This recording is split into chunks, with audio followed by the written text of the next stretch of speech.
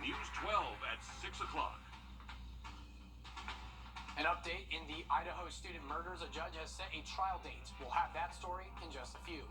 But first, a live look at River Watch and I-20. And Emily, it's a nice day out, but next week we're going to see some more of that hot summer continue into these coming months. Yeah, Craig, today is actually one of the better days that we can expect over the next 7.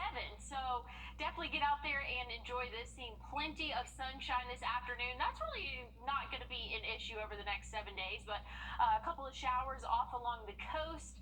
Like I said, though, things are dry and calm right now. Current temperatures in the lower 90s. So, again, this is actually pretty good compared to what we can expect over the next 7 days. So, lower 90s this afternoon. That's where we topped off at. The highest we've seen so far this year is 98. Definitely going to give that a run for its money later on this week. But overnight tonight, if you have any evening plans, shouldn't be too bad out there. We'll start to cool off after sunset, dropping off into those 80s and then 70s later on tonight, where we'll eventually bottom out in those middle and lower 70s, Craig. But we're going to have a hot week for us, and I'll have more details on that coming up. Thanks for that, Emily. Well, today was move-in day for a few AU students, and this comes after Oak Hall continues to undergo renovations after flood damage, causing 400 students to be placed in off-campus housing. Now, some of those students originally assigned to Oak Hall moved into the row apartments. Our City Hood was there as students were moving into their new home for the remainder of the fall semester. City, how are students feeling about it?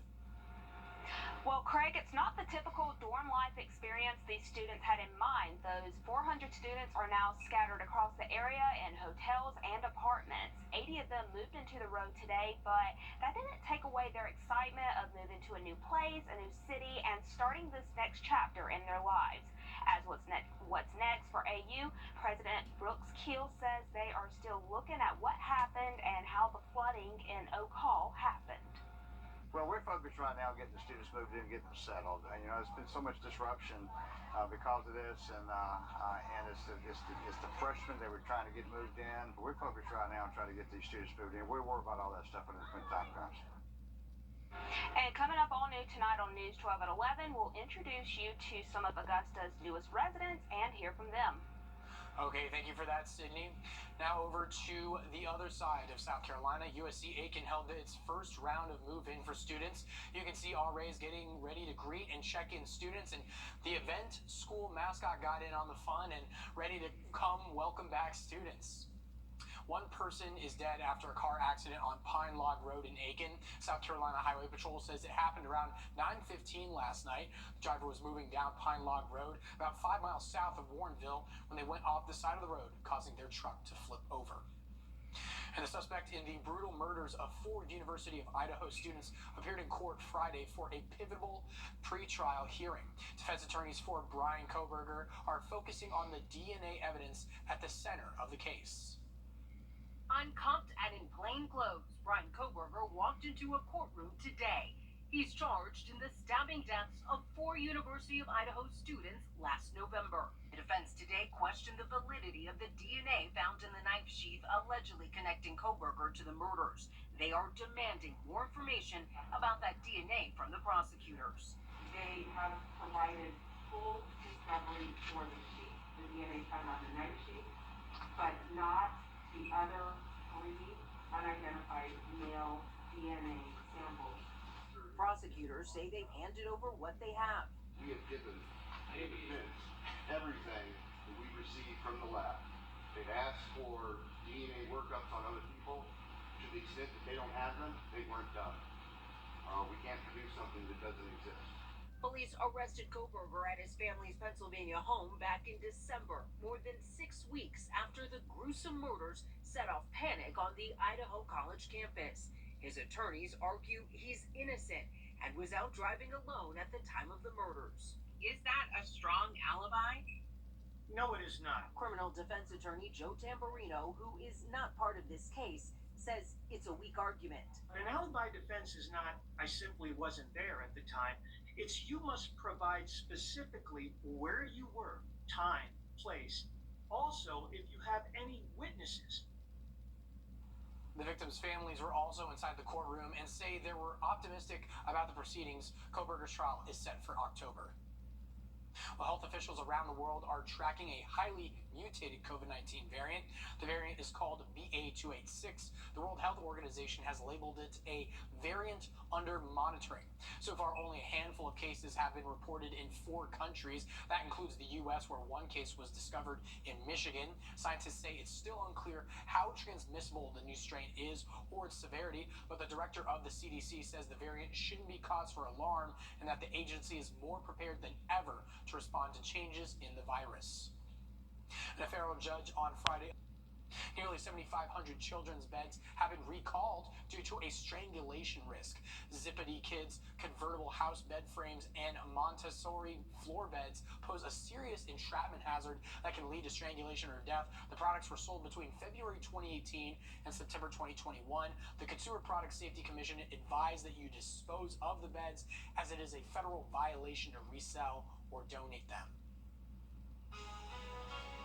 Over on the West Coast, people are preparing for the possible impact of Hurricane Hillary. Emily? Well, dry conditions this afternoon and low humidity. Now that's going to change as we head into our work week, and I'll have it broken down for you coming up after the break. 6-2 all night. Preparations are underway in California as Hurricane Hillary crosses the Pacific Ocean. With the tropical storm headed to the Coachella Valley this weekend, cities in the area are doing their best to stay prepared. We are expected to get some flooding, like 3 to 5 inches of rain this weekend. So the sandbags can actually be used to block entrances to your home. You can put them, if you have any like areas of your home that are delicate to rain, you can use them to kind of like protect the area. Fire stations throughout Riverside County providing bags, leaving residents with one job, filling these bags with sand. I'm glad to see residents out here. This is what they're supposed to be doing, is preparing their homes. Helps firefighters out tremendously. I'm from New England, so the idea of getting sandbags for a rainstorm is unusual, but we have a condominium with patios where water is going to infiltrate the house, so we're getting sandbags to protect the water coming from our living room. And with each person limited to so many bags, residents like Tim Martin say they have other plans. Of course, there's plenty of sand in the desert, so if they only limit you to 5 bags here, but I may sneak out and get some more. Officials reminding residents to stay prepared. Prepare yourselves. We don't know what this rainstorm is going to do. We're expecting anywhere between 5+ inches of rain. Well, it's certainly the first time in our lifetime seeing that kind of weather hit California, but Emily, I'm hearing we're getting some more southern summer hitting our airways here. Oh yeah, we are peak summer, I would say right now. This week could be the hottest week that we've seen so far this year, so definitely a hot week in store for us. A drastic difference from what they're seeing over there in California, or they're about to see, I should say. Definitely interesting and something to keep an eye on there. Like you said, Craig, we haven't seen that in our lifetime, but bringing it back home, we're going to be dry, lower humidity, but that's only going to last throughout the rest of our day today. Now, as we go into the end of our weekend and our work week, higher humidity levels, so it's definitely going to be a little bit more sticky, humid. We're kind of used to that by now, though. Again, today's just a nice little break, but here's a current look at the visible satellite, seeing some offshore flow, or onshore flow, I should say, from the Atlantic, and that might be causing a couple of pop-up showers along the coast. But again, all of us here in the CSRA, we are dry, expecting that to stay true overnight tonight, so not much relief in the heat. Right now, we're in those lower 90s, and that's where we topped off today. And this is actually going to be one of our cooler days. So again, if you have any outdoor plans or maybe need to get some yard work done today, not a bad day to do that outdoors, because again, it's one of our cooler days. Lower humidity. Check out the dew points right now. Lower 60s. This is actually really, really good. Normally we are in at those middle 70s. It's stuffy outside. Your hair poofs up really quick. Today is not one of those days, but like I said, it's not going to last too long. Overnight tonight, we're going to remain dry, and we'll cool off a little bit. We'll cool off into those lower and middle 70s in some spots, but that humidity, moisture coming back into play, but not in the form of rainfall. I want to make that clear. As we go throughout the day tomorrow, temperatures will top off in those lower and middle 90s in some spots. Maybe a quick isolated shower will move through, but overall we're going to be mostly dry throughout the day tomorrow, and then even overnight things are calming down for us. But so look at Hurricane Hillary. This peaked at Category 3 strength, now has weakened to Category 2, again going to impact portions of California and good bit of Mexico. But again, this is currently a Category 2 hurricane. That pressure is starting to increase, which is actually good. But let's take a look around the tropics. A lot going on right now. We're seeing a tropical wave in the Bahamas. So we go a little bit more north of South America. A couple in the mid-Atlantic. These in the red, most likely to become a named storm relatively quickly. I think we actually have tropical depression 6 over there in the Atlantic. But again, lots of stuff going on there. And actually, meteorologist Mikkel Hannah Harding and I do a little debrief every day at 10:30 every weekday. So if you want to know a little bit more about the tropics, that's definitely going to be where we can break it down for you. We have that streaming on YouTube and on our website. Just kind of had to throw that in there real quick, Craig, because again, it's a lot to talk about. 7 days, a lot to talk about. 101. Those Friday triple digits. and Saturday. It's going to be a really hot week for us, Craig. Alrighty, well, thanks for the heads up, Emily. And on that topic, extreme heat and drought are pushing the olive oil industry into crisis. Industry experts say the scorching temperatures that have swept through southern Europe this summer spells very bad news for olive trees. They say that olive trees will drop their fruit to save moisture when it's too hot. This summer, heat gripped parts of the Mediterranean region, including Spain, and that country is the world's biggest olive oil producer. Spokesperson for the International Olive Council, says oil production is predicted to drop 20% between October 2022 and September of this year. Well, after being missing for nearly a week, a Tennessee couple has been found safe. We have that story and more on News 12 at 6.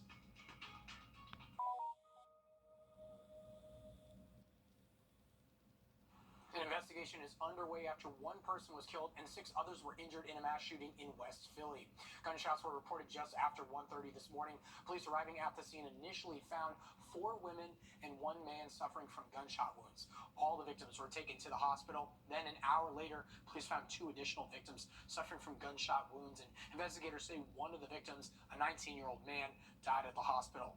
The 6 other victims, who range in ages 20 to 51 years old, are stable. At this time, no arrests have been made. A Tennessee couple who was reported missing in Alaska has been found alive. Police say 2 hikers located Jonas Bear on a trail about 200 yards from the Chena Hot Springs Resort in Fairbanks, Alaska on Thursday. Bear was not injured and told Alaska wildlife troopers he left Cynthia Hovspian behind to get help. The search for the couple began after they never checked out of their Airbnb last week, and family and friends say they failed to make their return flight last weekend. The couple were evaluated by medics, but their conditions are still unknown. And the death toll from the wildfires in Maui stands at 114, and that number is expected to keep going up as search crews comb through the devastation. More than 1,000 people are still missing. Residents of Lahaina are worried they'll be left behind as their town gets rebuilt. We're still grieving. We need that time to find closure before we look at where do we go from here. Responding to those concerns, Governor Josh Green promised the community will not be lost. Let me be clear.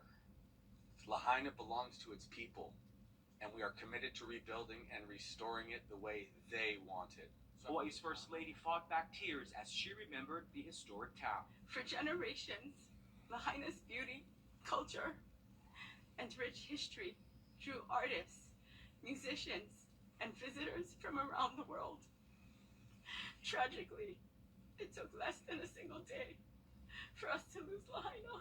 But today the focus is not on the rebuild process, but instead on helping the people who lost everything. Weary and tired. State Representative Ellie Cochran represents West Maui. She says the government's response has been poor, but local residents have been stepping up despite the circumstances. Been delivering all this stuff here as the hub for this community that's still intact. So gotta be grateful for our lives. You know, I'm grateful that homes are still here, but when I look that way, it's just really sad. The cause of the fire is under investigation. Officials are looking into if power lines may have started it. Jordan Segundo, CBS News, Lahaina, Maui. And coming up next in sports, we are live in Savannah as Josie High takes on Savannah. Our Alyssa Lyons brings us the latest from the game. Network first just got faster.